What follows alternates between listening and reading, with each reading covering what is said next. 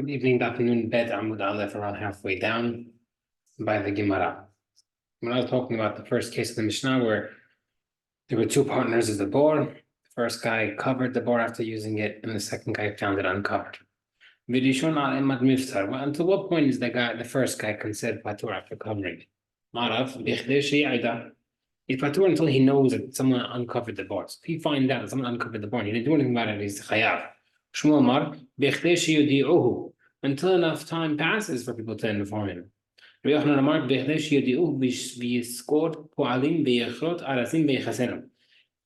time that passes for people to inform him, for him to hire workers, cut down trees, wood to cover it and actually cover it.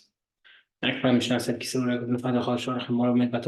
he covered it properly and the ox don't keep fell inside patur. But he came into his head really he covered it so beautifully, had it fall. Referring to a case where the cover became wormy, so therefore it lost support. Question: the cover of the pit, cover that could withstand oxen, but not camels. I wasn't the opposite.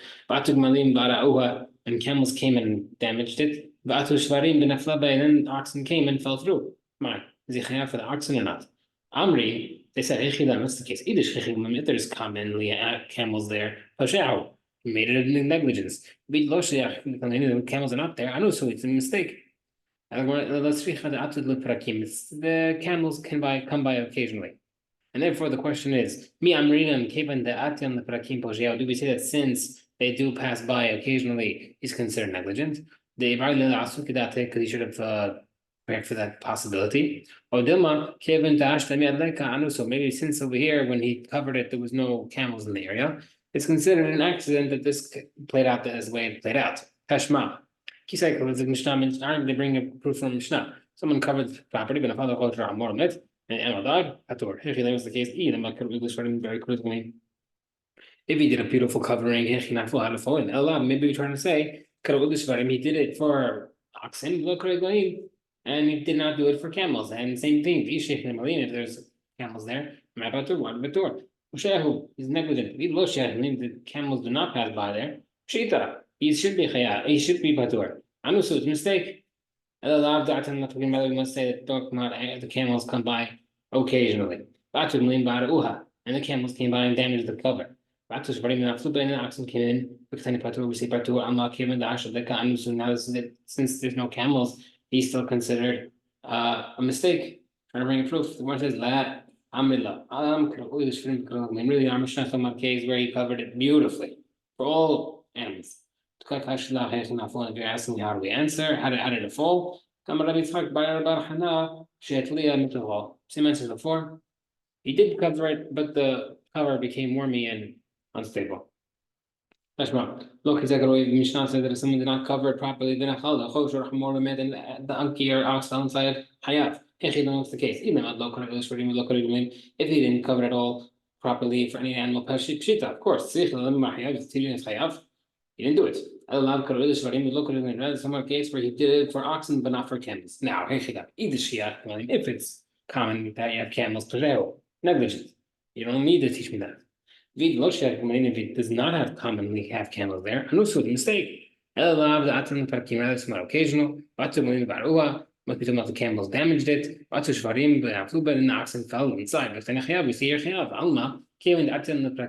since they do come by occasionally, he's considered a posheya.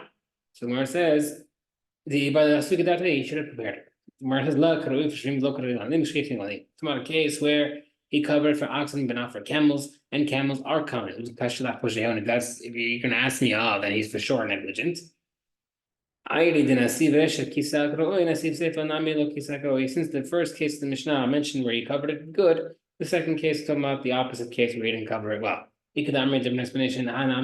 In the second case as well, he covered it properly. But the Lily byline, we don't need to teach us. They came into Attel because since camels passed by, he's definitely considered Poshea. The Ibala because he should have prepared. Now, when we ask, this is our question that we want to ask. did a good cover for oxen, but not for camels. And camels are common. Twist. In this case, where he didn't do it correctly, and there's commonly camels there, but it became wormy, and an ox fell through. So, Maho, what's the halacha? Do we say migo de have poshen? Since he was negligent for camels, have poshen, therefore he's also negligent for the worminess, and therefore he should be chayav. We don't say since he's negligent, he should be chayav. Right? Very similar concept, and a so we'll ask the question: how come we don't compare this to the famous halacha of tilatot b'pshia v'sof b'ones, which you are chayav? When it starts off doing something negligent and something an honest, an accident happens, right? You're a chayav. So the answer is that that's only if it's connected, if it's direct correlation between the cause and effect. Over here, it's two separate factors. So the Gemara says Tashma, kasau karaui. Someone covered the pit properly, then and it covered it, and the animal died. But it's and we said over there, it was wormy. A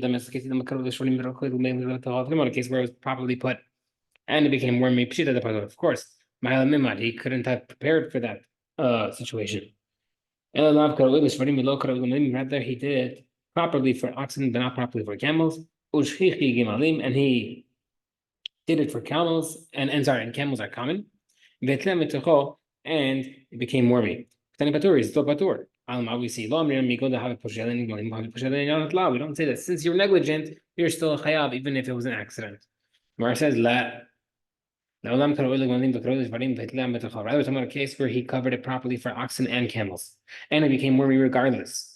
And it became wormy. What are we supposed to do about it?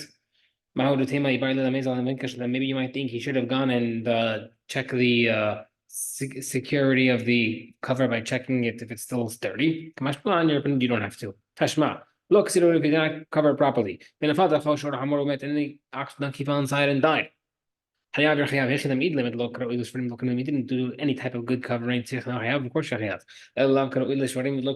did it not good for oxen and not good for maybe so much. It's not good for it is good for oxen, but not for camels. If it's good for camels, if the camels are common, then he's negligent for not covering for the camels. Camels are not common. I know it's a mistake. It's common for camels, and it became wormy. We're trying to bring it, therefore maybe the Mishnah will teach you their chayav. I'm always trying to bring a proof. Once you're negligent for the camels, you're negligent for the worms, and you should be. Is that a good proof that being negligent is you're still chayav even if an accident happened? Gemara says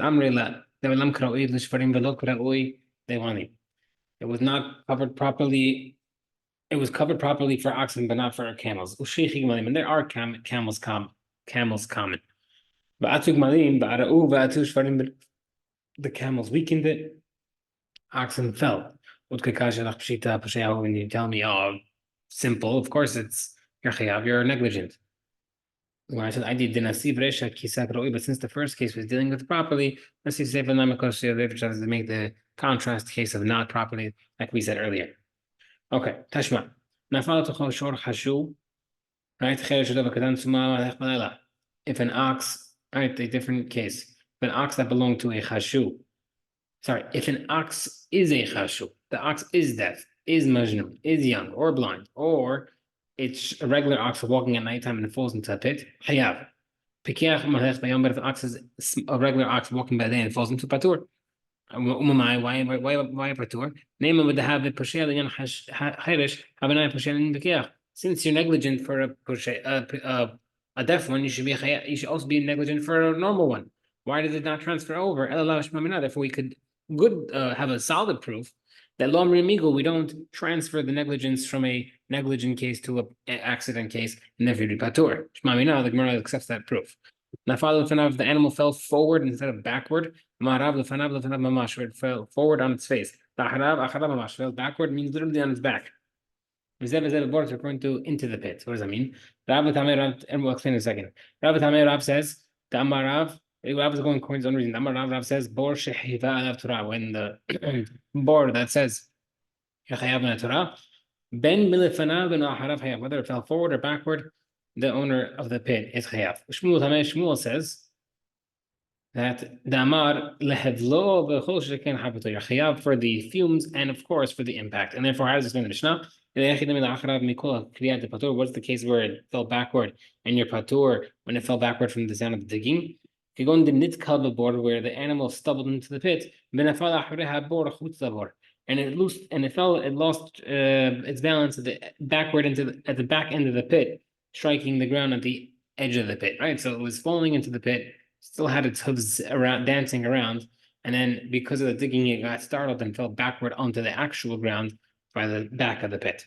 Itne, they bored the animal fell into the pit. They fell forward or backward. You're chayav. Sorry, you're chayav. Here's the Rav, a question against Rav. Whereas the matter of his he would agree in the case of the digger's own reshut, the chayav, you're chayav. Either way, it falls in. Because the owner can tell him, because of the fumes, it's your fumes. If the impact, it's your ground. Therefore, you're chayav regardless.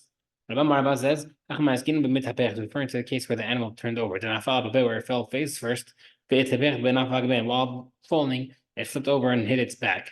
And therefore, you're chayav, even though it came in backward, because the fumes killed it regardless, even when it turned over. But if it's referring to the case where the damage is done to the pit via the ox, not the ox to the pit, not to the ox from the pit. Mind who it's referring to? The ox damaged the pit's waters as it was a well. How does it make a difference if it's forward or backward? You are chayav. In